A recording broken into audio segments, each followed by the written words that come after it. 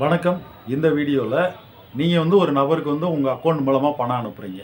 அப்போ அந்த நம்பர் மாறிடுச்சு அக்கௌண்ட் நம்பர். அப்போ வேற ஒரு நபருக்கு அந்த பணம் போயிடுச்சு. அந்த பணம் நமக்கு திரும்ப கிடைக்குமா? இல்லை எங்கே நம்ம அப்ளை பண்ணணும்?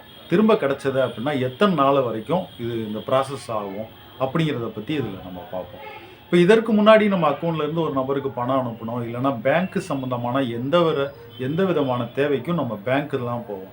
அதாவது ஒரு சலானை ஃபில்லப் பண்ணணும், அதுக்கப்புறம் பணம் எடுக்கணுனாலும், பணம் போடணும் அப்படின்னாலும், ஒரு டிடி எடுக்கணும்.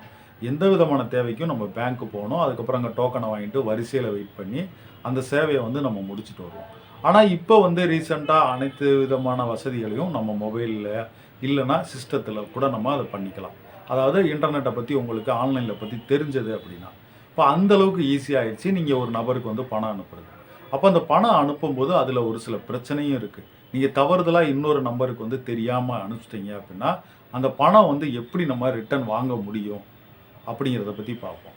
இப்போ இதற்கு ஒரு உதாரணம் கூட நான் சொல்கிறேன். அதாவது ஒரு மொபைல் நம்பர் ரீசார்ஜ் பண்ணும்போது தவறுதலாக இன்னொரு நம்பருக்கு நம்ம ரீசார்ஜ் பண்ணிட்டோம் அப்படின்னா அப்போ அந்த நம்பர்கிட்ட எனக்கு தவறுதலாக உங்கள் நம்பருக்கு நான் ரீசார்ஜ் பண்ணிவிட்டேன், நீங்கள் எனக்கு மறுபடியும் ரீசார்ஜ் பண்ணுங்கள் அப்படின்னு சொன்னோம்னா ஒரு சில நபர்கள் தான் அதை திரும்ப பண்ணி விடுவாங்க. இல்லை அப்படின்னா எனக்கு இந்த மாதிரியான நெட்டை நான் யூஸ் பண்ணுறதே இல்லை, இந்த பேக் எனக்கு தேவையே இல்லை, நீங்கள் ஏன் என் நம்பருக்கு ரீசார்ஜ் பண்ணீங்க, இப்போதைக்கு என்கிட்ட பணம் இல்லை, இந்த மாதிரி ஏதாவது ஒன்று சொல்லிவிட்டு அதை நமக்கு அந்த பணம் வேஸ்ட்டாக தான் போகும். இப்போ இதே மெத்தட் தான் அந்த பணம் அனுப்புகிறதும். இப்போ நீங்கள் உங்கள் அக்கௌண்ட்டு மூலமாக அது கூகுள் பேயாக இருந்தாலும் சரி, ஃபோன்பே அப்படின்னு 2 விதமான வெப்சைட் அதிகமாக பயன்படுத்துகிறோம்.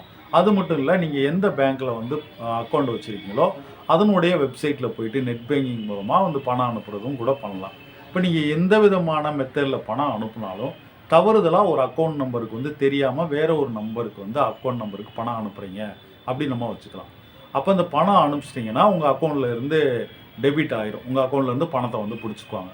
நீங்கள் தவறுதலாக அனுப்புன அக்கௌண்ட் நம்பர் கரண்ட்டாக வேறு யாரும் யூஸ் பண்ணல, ஏன்னா அந்த மாதிரி அக்கௌண்ட் நம்பர் எந்த பேங்க்லேயும் இல்லை, யாரோட பேர்லேயும் இல்லை. அப்படிங்கிற பட்சத்தில் நீங்கள் அனுப்பின பணம் ஒரு 2 அல்லது 3 நாளைக்குள்ளே நீங்கள் எந்த பேங்க்லேருந்து அனுப்புனீங்களோ அந்த பேங்க் ரிட்டர்ன் வந்துடும்.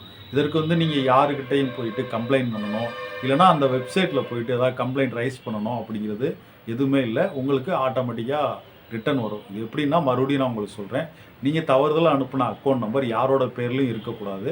எந்த வித பேங்க்லேயும் அந்த அக்கௌண்ட் நம்பர் இல்லாமல் இருந்துச்சு அப்படின்னா அந்த பணம் உங்களுக்கு ரிட்டர்ன் வந்துடும் உடனடியாக 2 அல்லது 3 நாள். இப்போ ஒருவேளை நீங்கள் அனுப்பின அக்கௌண்ட் நம்பர் வேற ஒருத்தர் பேரில் இருக்குது அப்படின்னா, இப்போ உதாரணத்துக்கு இன்னொரு நம்பருக்கு நீங்கள் அனுப்பிச்சிட்டிங்க. அப்போ நீங்கள் இதை அடுத்த உடனடியாக என்ன செய்யணும் அப்படின்னா, இப்போ நீங்கள் எந்த பேங்க்கோட அக்கௌண்ட்டு ஹோல்டரோ அந்த பேங்க்கோட கஸ்டமர் கேரை கூப்பிட்டு இந்த மாதிரி இந்த நம்பருக்கு நான் பணம் அனுப்பிச்சிட்டேன், என்னோடய அக்கௌண்ட்லேருந்து இந்த நேரம் இந்த நாள் இவ்வளோ அமௌண்ட்டு, இந்த டீட்டெயிலெலாம் நீங்கள் ஷேர் பண்ணணும். அதற்கப்புறம் நீங்கள் எந்த பேங்க்கில் எந்த கிளையில் அக்கௌண்ட் வச்சுருக்கீங்களோ அந்த பிரான்ச்சுக்கு போயிட்டு இந்த டீட்டெயிலெலாம் நீங்கள் மேனேஜர்கிட்ட சொல்கிற மாதிரி இருக்கும். அதாவது என்னோடய அக்கௌண்ட் நம்பர் இது, நான் இந்த அக்கௌண்ட் நம்பருக்கு தவறுதலாக அனுப்பிச்சிட்டேன், இவ்வளோ அமௌண்ட் அனுப்பிச்சிருக்கேன், இன்றைக்கி அனுப்பிச்சிருக்கேன் அப்படிங்கிற முழு தகவலும் சொல்லணும். இப்போ நீங்கள் கொடுத்த தகவலை வச்சு அவங்க செக் பண்ணுவாங்க. செக் பண்ணுறாங்க அப்படின்னா அந்த அக்கௌண்ட் யார் பேரில் இருக்குது அப்படின்னு. நம்ம முன்னாடி பார்த்தோம், ஒரு மொபைல் நம்பர் அப்படின்னா ஈஸியாக அவங்களுக்கு நம்ம டயல் பண்ணி பேசிடலாம். ஆனால் அக்கௌண்ட் நம்பர் அப்படி கண்டுபிடிக்க முடியாது. அப்போ நம்ம அவங்களுடைய ஒருவேளை நீங்கள் வச்சுருக்கிற பிரான்ச்லேயே நீங்கள் தவறுதலாக அனுப்பிச்ச பணம் அதே பிரான்ச்சில் இருக்கக்கூடிய இன்னொருத்தரோட பேரில் அந்த அக்கௌண்ட் இருக்கிற பட்சத்தில் மேனேஜர்கிட்ட இந்த மாதிரி அவர் பணத்தை வாங்கி கொடுங்க அப்படின்னு நம்ம வேண்டுகோள் வைக்கலாம். மேனேஜர் அவங்ககிட்ட பேசுவாங்க, இந்த மாதிரி தவறுதலாக அவங்ககிட்ட பணம் அனுப்பிச்சிட்டாங்க அப்படிங்கிற மாதிரி அவங்க பேசுவாங்க. இது ஒரு வகை. இன்னொரு வகை பார்த்தீங்க அப்படின்னா, நீங்கள் தவறுதலாக அனுப்பிச்ச அக்கௌண்ட் உங்களோட பிரான்ச்சில் இல்லை, அது வேற ஒரு, இப்போ உதாரணத்துக்கு நீங்கள் சென்னையிலேருந்து அனுப்புகிறீங்க, அது நீங்கள் அனுப்பின அக்கௌண்ட் திருச்சியில் இருக்குது, வேற ஒரு நீங்கள் ஒரு ஸ்டேட் பேங்க் அக்கௌண்ட்னு வச்சுக்கலாம். நீங்கள் அனுப்பின பணம் ஒரு ஆக்சிஸ் பேங்க்கிலோடனா இப்போ நீங்கள் நேரில் போகணும், இல்லைனா கால் பண்ணி கேட்கணும். மேக்ஸிமம் நீங்கள் நேரில் போயிட்டு அந்த பேங்க்கில் போயிட்டு இந்த மாதிரியான உங்களுடைய விஷயங்கள் ஃபுல்லாகவே நீங்கள் ஷேர் பண்ணணும். அதுக்கப்புறம் அவங்க எந்த கஸ்டமரோட அக்கௌண்ட்டில் நீங்கள் பணத்தை போட்டிங்களோ அவங்கள கூப்பிட்டு வச்சு பேசுவாங்க. இப்போ இதில் நம்ம இன்னொரு விஷயம் நம்ம தெரிஞ்சுருக்கணும். அதாவது நம்ம இப்படி நம்ம பிரான்ச்சில் போயிட்டோ இல்லைனா இன்னொரு பிரான்ச்சில் போயிட்டோ இந்த டீட்டெயிலாம் குடுத்துட்டோம்னா, உடனடியா நமக்கு வந்து பணம் குடுத்துருவாங்களா அப்படின்னா, இந்த உங்க பிரான்ச்ல நீங்க போயிட்டு உங்க மேனேஜர்ட்ட நீங்க அத சொல்லும்போது, ஒருவேள அந்த நபர் உடனடியா ஒத்துக்கிட்டாரு அப்படின்னா, அந்த பணம் வந்து உடனடியா உங்களுக்கு ரிட்டர்ன் ஆயிரும். இல்ல வேற பிரான்ச், வேற அக்கவுண்ட் அப்படிங்கிற பட்சத்தில, கிட்டத்தட்ட அதிகபட்சம் 2 மாதங்கள் வரைக்கும் இந்த ப்ராசஸ் வந்து ஆகும். இப்ப இந்த கண்டிப்பா வந்து அந்த நபர் வந்து பணம் குடுக்கணுமா? அப்படி சட்டத்தில வந்து இருக்கா? அப்படின்னா, நீங்க தவறுதலா ஒரு அக்கவுண்ட்ல வந்து பணம் போட்டீங்க அப்படின்னா, ஆர்பிஐ அதாவது ரிசர்வ் பேங்க் ஆஃப் இந்தியா அவங்களோட அறிவுரைப்படி வந்து அந்த பணத்த வந்து குடுத்துறணும் அப்படிங்கிற மாரி இருக்கு. ஆனா இன்னொரு விஷயமும் இந்த ஆர்பிஐல அவங்க குறிப்பிட்டிருக்காங்க.